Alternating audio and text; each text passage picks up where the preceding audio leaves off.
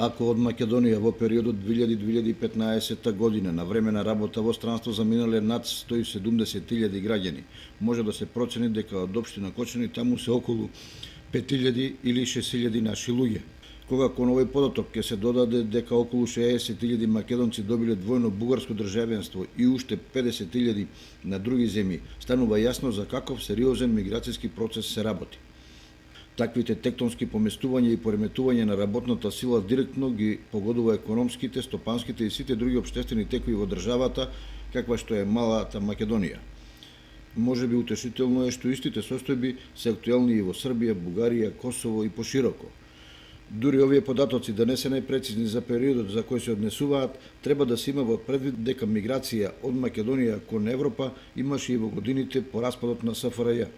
Тоа значи дека бројот на иселени може да биде само поголем, никако помал. Примерот со селото Блатец, каде пред некоја година во прво одделение се запишале драстично помалку ученици, па не можело да се формира ниту една паралелка, а во град во Италија се формирани 2 паралелки првачиња, сам по себе зборува што значи миграцијата за македонските градови и села. Прогресијата на негативните ефекти од иселувањето е преголема за кревкото домашно стопанство, трговија, здравство, образование, култура, спорт и слично.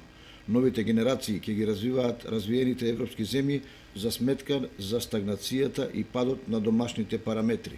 Но тоа е глобализацијата. По војните во Југославија и миграцијските процеси, како последица на пропаѓањето на социјалистичките предпријатија, логичен е ефектот на барање по перспективна средина за голем број млади. Може би најсликовито тоа се одразува во популарниот фудбал и воопшто спортот. Денеска во репрезентациите на Швајцарија, Германија и други земји се повеќе играат балканци од Албанија, Македонија, Србија, Косово со стекнати тамошни државјанства.